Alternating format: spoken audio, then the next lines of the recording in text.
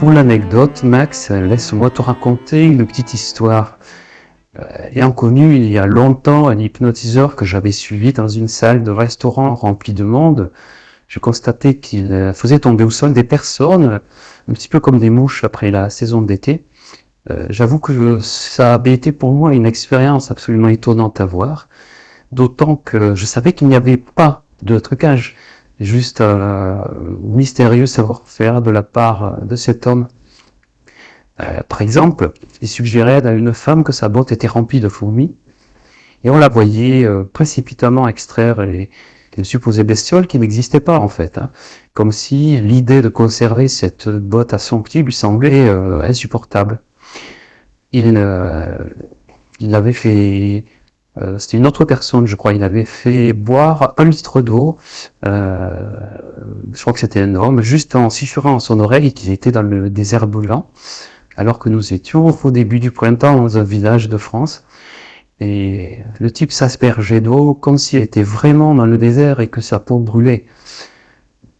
J'avais été très surpris. Bien sûr, ces consentements obtenus sous hypnose portaient à sourire, car il n'y avait ce jour-là aucune malveillance et les personnes étaient volontaires pour prêter leur inconscient à cette expérience. La question qui se pose reste celle des limites du consentement. Si l'hypnotiseur avait demandé à l'un des volontaires de frapper quelqu'un dans la salle, l'aurait-il fait? S'il avait donné une seringue à l'autre en lui disant de piquer toutes les personnes pour leur bien, l'aurait-il fait? Je l'ignore, mais la potentialité existe et je trouve ça à la fois fascinant et inquiétant. En dehors de cet exemple précis, les manipulations psychiques sont une réalité. Il est possible de contrôler une personne en les faisant adopter des comportements qui ne sont pas dans son intérêt ni dans celui d'autrui.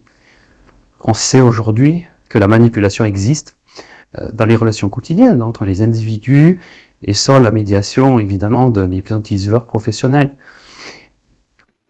Il semble qu'il y ait des personnes réfractaires sur lesquelles l'hypnose ne fonctionne pas. Je l'ai constaté. Contrairement à l'idée répandue, je doute fortement que l'explication soit à chercher dans la propension mentale des sujets. Ces sujets seraient réfractaires parce qu'ils ne lâchent pas prise ou parce qu'ils ont un mental trop fort. Oui, en même temps, je me dis que s'il suffisait de lâcher le mental, tous les animaux seraient très facilement hypnotisables et on pourrait à volonté mettre une tête humaine dans la gueule de n'importe quelle panthère ou d'un ours, hein. Ou alors tu pourrais te promener avec un cobra royal ou toute autre bébête un petit peu dangereuse dans la rue. Bon, et à ma connaissance, ce n'est pas spécialement le cas. En dehors de l'hypnose thérapeutique ou de spectacle, chaque personne peut tomber dans le piège de la manipulation mentale ou psychologique. D'ailleurs, la séduction amoureuse en est l'une des manifestations ordinaires et, pourrait-on dire, positives. Mais il y a aussi la séduction spirituelle des gourous et celle des mentors de la science, celle des politiciens qui usent de leur charisme pour obtenir la soumission volontaire des peuples, celle aussi des chefs de gang, sans oublier ces fameux people issus du sport, de la chanson ou du cinéma, qui sont promus au rang d'icônes ou de demi-dieux mondains de la modernité et qui sont suivis sous des foules sous dépendance. Le consentement opère dans différents domaines de la vie. Une personne peut s'avérer réfractaire à l'hypnose de spectacle, mais rester sous emprise d'un conjoint, d'un parent. La même personne réfractaire, en présence d'un hypnotiseur professionnel, peut par ailleurs être sous influence d'un discours ensorceleur, celui du discours d'un expert, d'un chef d'État qui va lui donner l'ordre de se faire injecter à répétition un produit expérimental qui n'a pas fait ses preuves. Bref, les cas varient et les histoires de vie aussi, mais dans tous les cas, le consentement s'obtient en pénétrant l'infractuosité intérieure d'une personne. Je veux dire par là sa part sinueuse qui mène vers les profondeurs, plus ou moins inconscientes de l'être. Je ne crois pas qu'il y ait des personnes manipulables et d'autres non.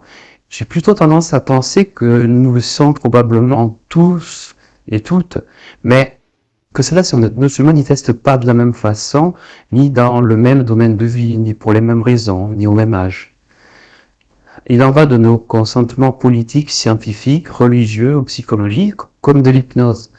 Ils sont cédés ou dérobés parce que nous y consentons dans une partie opaque de nous-mêmes. Attention, hein, je ne dis pas que l'hypnose est forcément négative.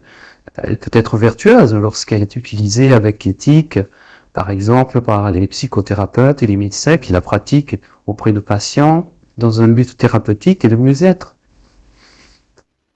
Sauf exception, c'est-à-dire sauf s'il y a des substances interposées, l'hypnose a quand même besoin de l'accord d'une partie de notre être profond, de sorte que dans les cas où l'hypnose devient un outil de manipulation funeste, c'est avec notre accord plus ou moins conscient. Un peu comme si nous acceptions de jouer le jeu du manipulateur et le laissions faire. La vraie question est donc, pourquoi jouons-nous un jeu susceptible de se retourner contre nous, de nous mettre en danger, voire de nous entraîner vers la mort? Enfin, lorsque nous prenons conscience de la dangerosité de notre propre consentement, pourquoi ne pouvons-nous faire marche arrière? Permets-moi de t'interrompre. Car il y a un type d'hypnose particulièrement active aujourd'hui. C'est l'hypnose qui aboutit à ce qu'Edward Herman et Noam Chomsky, je crois, appelaient dans leur ouvrage la fabrique du consentement. Ils montrent de quelle façon, aux États-Unis, les médias se transforment en instruments d'une propagande et de quelle façon la sélection puis la manipulation d'informations servent à un groupe dominant qui possède et contrôle les médias. Ils montrent comment les médias diffusent la propagande d'une pensée unique, véhiculant des messages conçus par des élites politiques, des lobbies et des groupes d'intérêt. Entre hypnose et dépendance, la presse et les médias sont aujourd'hui appelés le quatrième pouvoir, alors que normalement les médias doivent garantir la transparence et la vérité de l'information qui est un bien public. Dans les faits, aujourd'hui les médias font l'opinion et il n'est plus un mystère, je crois, pour personne que les milliardaires qui gèrent l'information la considèrent désormais comme une marchandise. Ah oui, tu parles de l'hypnose médiatique. Effectivement, l'indépendance et l'objectivité des médias sont en train de devenir de vieux souvenirs d'une autre époque. La subvention massive de médias par la fondation Bill et Melinda Gates a amené l'illustration parfaite, je crois, hein, car elle distribue, il me semble, annuellement à des petits et grands médias plusieurs centaines de millions répartis en plusieurs dizaines de milliers de donations dans le monde. Et bon, il ne faut pas oublier que l'information est confrontée à la question de la publicité et au rôle des annonceurs qui ont leur mot à dire sur les rédactions. Alors, est-ce que tu imagines l'importance des jeux d'influence qu'il peut y avoir dans ces milieux? Pour nous, citoyens lambda, la vraie question est la suivante. Face aux milliards d'engagés, que devient l'intérêt général? Les médias dits mainstream sont-ils toujours les outils de la démocratie? Évidemment que non.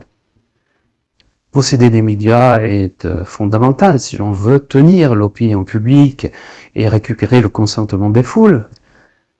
C'est pour ça que les grands médias sont proches des pouvoirs politiques, financiers et industriels, et on le sait très bien. Dans ces conditions, un jeu de corruption est inévitable. Hélas, il se fait au détriment du principe démocratique qui est en train de devenir une bonne blague.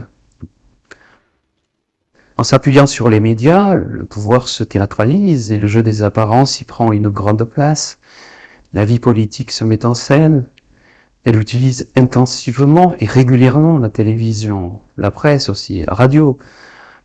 Tous ces médias sont devenus des outils hypnotiques permettant de récupérer, ou plutôt d'usurper, devrais-je dire, des consentements à la louche.